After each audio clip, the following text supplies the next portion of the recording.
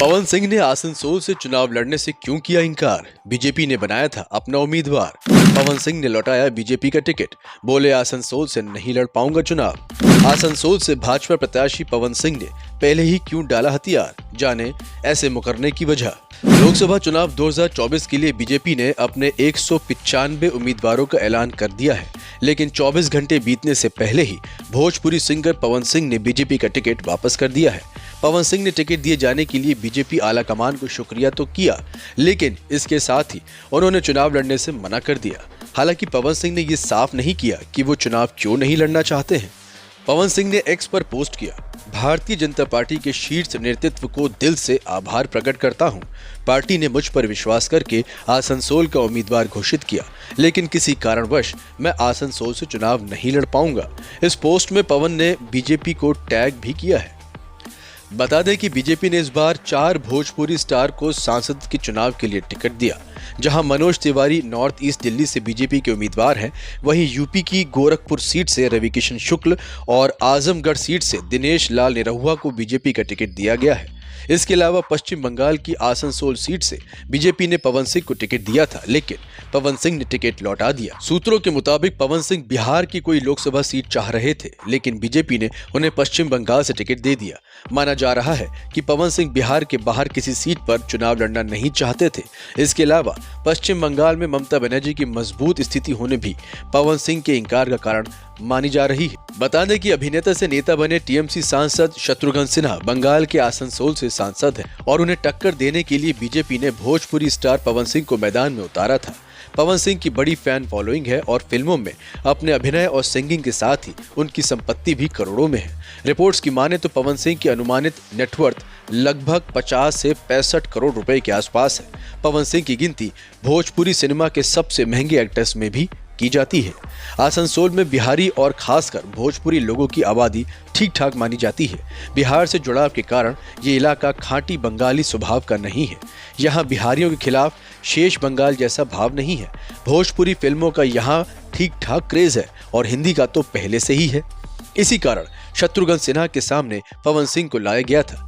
लेकिन एक तो शत्रुघ्न सिन्हा की पहचान बिहारी बाबू के रूप में है और फिल्मी जगत में भी पवन सिंह उनके सामने बच्चे हैं। इसके अलावा दोनों बिहारी हैं और एक बिहारी दिग्गज अभिनेता के सामने उतरना पवन सिंह को उचित नहीं लगा होगा। हालांकि पवन सिंह की उम्मीदवारी वापसी के फैसले से ये साबित हो गया कि उनकी शत्रुघ्न सिन्हा से भी बात हुई है और ये भी पक्का है कि इस सीट पर टीएमसी फिर उन्हीं को उतारने वाली है। भोजपुरी पावर स्टार पवन सिंह ने आसनसोल सीट से चुनाव लड़ने से इनकार किया तो कहीं न कहीं एक वजह पिछले चुनाव के आंकड़े भी हो सकते हैं। 2019 की बात की होती तो कोई भी 5 साल में बदलाव का हिसाब समझता, लेकिन अभी 2 साल भी नहीं हुए यहाँ उपचुनाव के। अप्रैल 2022 के लोकसभा उपचुनाव में आसनसोल सीट से बिहारी बाबू शत्रुघ्न सिन्हा ने बड़ी जीत हासिल की थी। वो तृणमूल के प्रत्याशी थे और भाजपा उम्मीदवार अग्निमित्रा पॉल को बड़े अंतर से हराया था। शत्रु को 6.5 लाख वोट मिले थे, जबकि अग्निमित्रा को 3.5 लाख मत ही मिल पाए थे।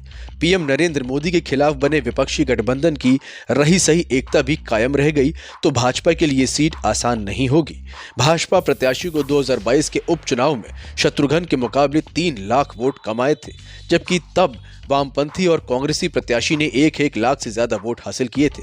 करीब 2 साल पहले के आंकड़ों को मिलाकर विपक्षी एकता की ताकत देखें तो 7.5 लाख के मुकाबले भाजपा के खाते में 3.5 लाख वोट ही मिले थे।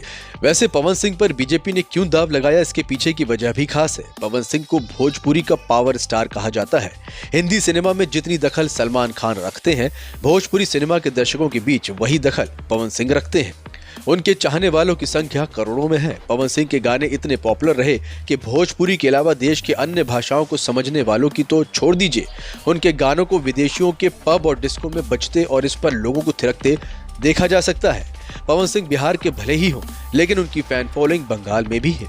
पवन सिंह बिहार के आरा के रहने वाले हैं, लेकिन उनका जन्म बंगाल में हुआ था। शायद पार्टी इसी वजह से पवन सिंह को वहां से चुनावी मैदान में उतारना चाह रही थी।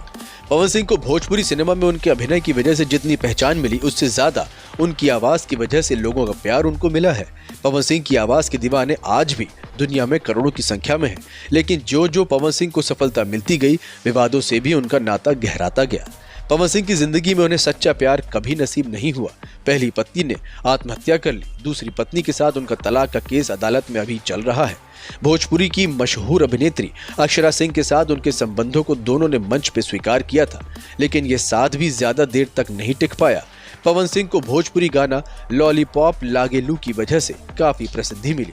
इस गाने ने पवन सिंह को भोजपुरी का सुपरस्टार बना दिया। वे लोगों के दिलों पर राज करने लगे।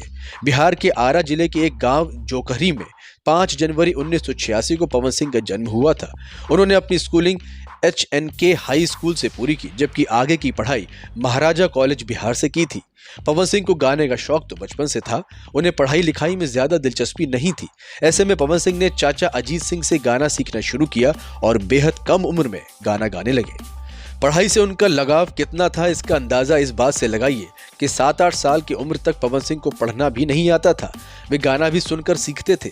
चाचा ने उन्हें गाना सिखाना शुरू किया तो फिर साइकिल पर साथ लेकर वे उसे शो में भी ले जाने लगे। पवन बड़े होने के बाद भी लंबे समय तक संघर्ष के दिनों में अपने स्टेज शो के लिए साइकिल से ही जाते थे।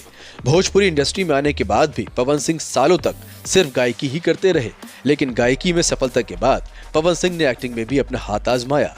पवन सिंह का पहली भोजपुरी फिल्म एल्बम ओढ़निया वाली, जो कि साल 1997 में आया था, तब पवन सिंह महज 11 साल के थे। उस समय पवन को उतनी सफलता नहीं मिली, लेकिन साल 2008 में रिलीज हुए उनके गाने लॉलीपॉप लागेलू ने पवन सिंह को भोजपुरी का पावर स्टार बना दिया। इस गाने की वजह से पवन सिंह की किस्मत बदल गई। Bureau report.